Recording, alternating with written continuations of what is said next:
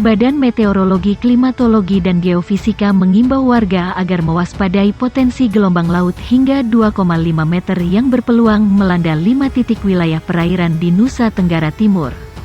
Potensi gelombang 1,25-2,5 meter berpeluang melanda Selat Sumba bagian barat, Laut Sawu, perairan selatan Kupang Rote, Samudera Hindia Selatan Sumba Sabu, dan selatan Kupang Rote, kata Kepala Stasiun Meteorologi Maritim Tenau Kupang BMKG Syaiful Hadi dalam keterangan yang diterima di Kupang.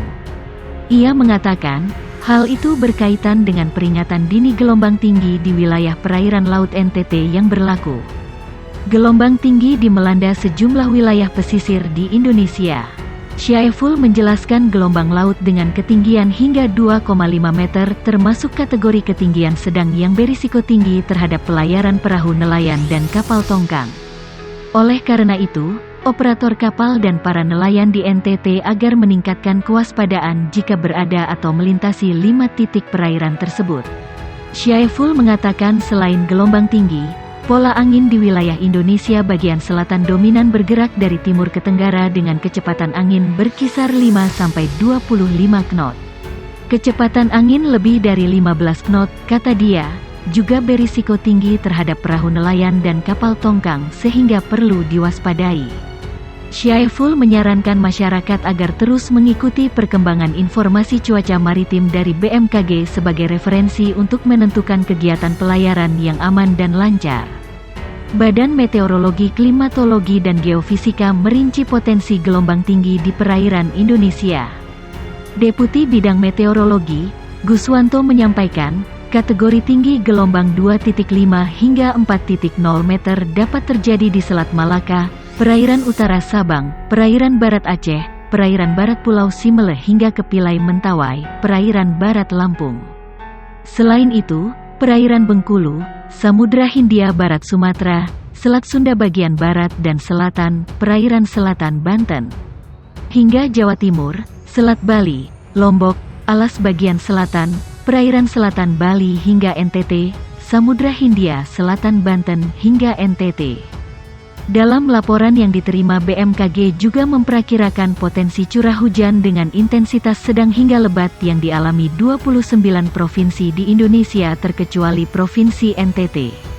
Sementara perakiraan berbasis dampak wilayah yang berpotensi terdampak hujan lebat dengan kategori siaga yaitu Provinsi Sumatera Barat, Bengkulu dan Jawa Barat.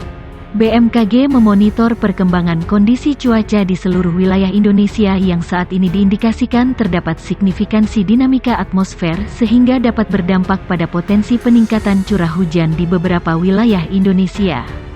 Hasil analisis kondisi dinamika atmosfer terkini menunjukkan adanya belokan dan perlambatan kecepatan angin yang dapat meningkatkan pola konvektivitas serta aktifnya fenomena Madden-Julian Oscillation MJO yang berinteraksi dengan gelombang Rossby ekuator dan gelombang Kelvin sehingga dapat memaksimalkan potensi pertumbuhan awan hujan di beberapa wilayah Indonesia dalam beberapa hari ke depan, sebutnya.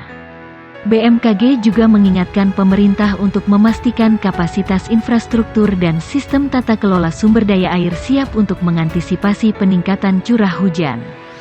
Selain itu agar melakukan penataan lingkungan dengan tidak membuang sampah sembarangan dan tidak melakukan pemotongan lereng atau penebangan pohon yang tidak terkontrol serta melakukan program penghijauan secara lebih masif.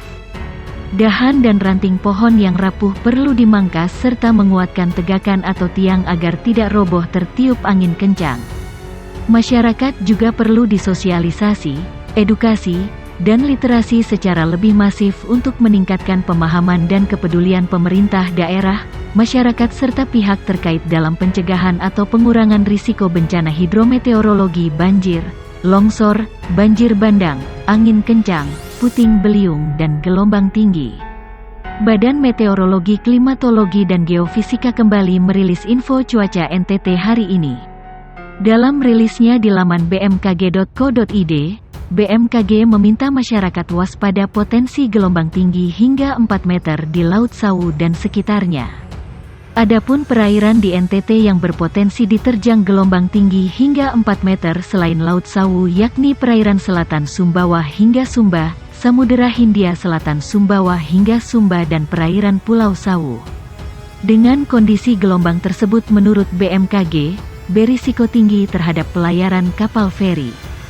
Selain gelombang tinggi 4 meter, masyarakat juga dihimbau untuk waspada terhadap gelombang sedang 1,25 meter hingga 2,5 meter di perairan selatan Flores, perairan Pulau Rote, Kupang dan Laut Sawu bagian utara. Gelombang sedang berisiko terhadap perahu nelayan dan kapal tongkang. Kepada masyarakat yang tinggal dan beraktivitas di pesisir sekitar area yang berpeluang terjadi gelombang tinggi agar tetap selalu waspada. Sementara itu pola angin di wilayah Indonesia bagian utara dominan bergerak dari tenggara, barat daya dengan kecepatan angin berkisar 5-20 knot, sedangkan di wilayah Indonesia bagian selatan dominan bergerak dari timur, tenggara dengan kecepatan angin berkisar 5-20 knot. Kecepatan angin tertinggi terpantau di Selat Sunda bagian selatan, perairan selatan Banten hingga Jawa Barat, Samudra Hindia Selatan Banten dan Laut Arafuru bagian timur.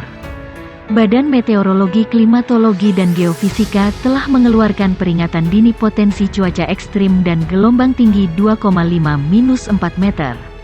Potensi cuaca ekstrim yaitu curah hujan dengan intensitas sedang hingga lebat dan gelombang tinggi 2,5-4 meter akan terjadi di wilayah Bali, Nusa Tenggara Barat dan Nusa Tenggara Timur. Dari keterangan tertulis, BMKG menjelaskan cuaca ekstrim yang terjadi disebabkan oleh kondisi atmosfer di wilayah Indonesia masih cukup kompleks dan dinamis, yang dipengaruhi oleh fenomena atmosfer global, regional ataupun lokal. Segera menghindar dari lokasi rawan banjir atau banjir bandang di bantaran, lembah dan tubuh sungai, lokasi rawan longsor pada lereng atau tebing atau kaki lereng, ataupun lokasi rawan bencana hidrometeorologi lainnya dapat dicek dari aplikasi Inaris, saat peringatan dini disampaikan atau saat cuaca ekstrim terjadi, jelas Kepala BMKG Dwi Korita Karnawati, dalam keterangan tertulis yang diterima Detik Bali.